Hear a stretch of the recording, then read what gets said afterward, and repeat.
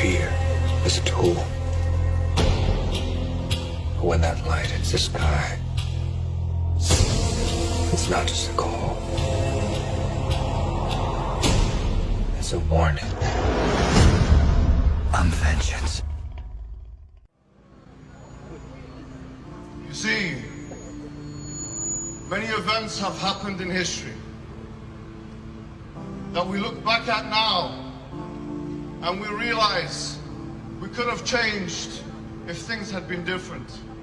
Isn't it very, very interesting that we are living in a time where such an event is happening now, and it is happening to a people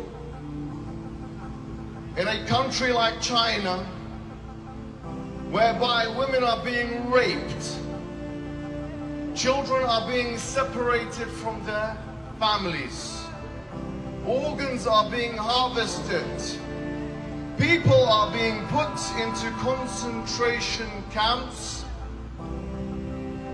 And did they think that we were just going to stand idly by? I want to tell the Chinese government and the Chinese Communist Party one thing. I want to tell you directly, you may be able to manipulate governments, but you cannot manipulate the millions of Muslims around the world. Did you think that you were going to have a minority group in your country persecute them in the way that you are persecuting them, deal with them in the way that you are dealing with them, and that we were not going to get involved? Do you think that if you start war, if you start a war with the Uyghurs, that you have not started a war with the Muslims?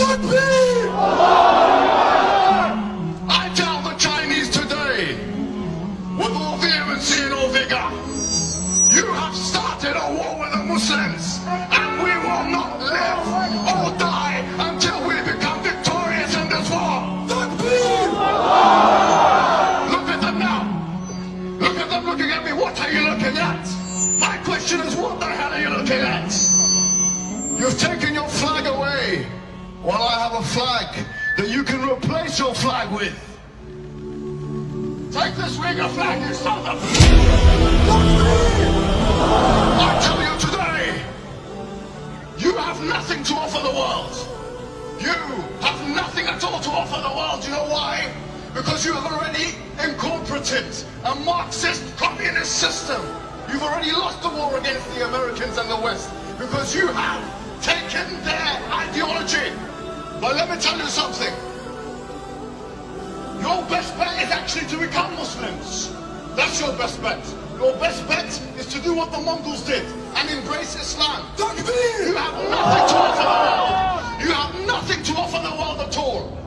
What happens if you become a superpower?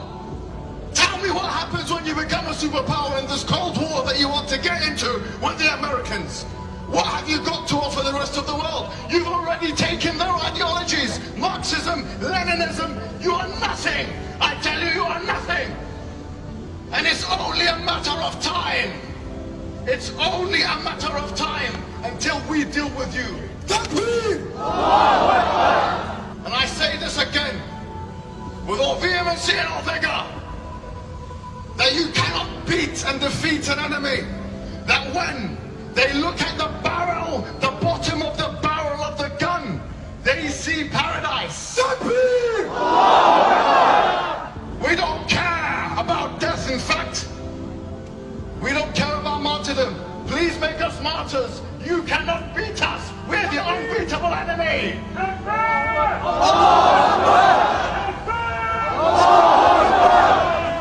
You should actually learn from the Uyghurs. You should actually learn from them the purpose of life, to worship one God. You should learn from them not to worship statues. And I tell you today that you may be taking off La ilaha illallah from the tops of the masjids and replacing it with your communist flag the flag of your ideological masters. But taking it off the masjid does not mean taking it out of the hearts of the believers. So I tell you once and again, it's only a matter of time. And you may want to start this Cold War with America, which you're starting now. Having the Muslims as your enemies is not a good idea. And history, as it had in the past, with the Persians and the Romans and the Mongols and all of these, history will tell this story again, and you will be defeated under...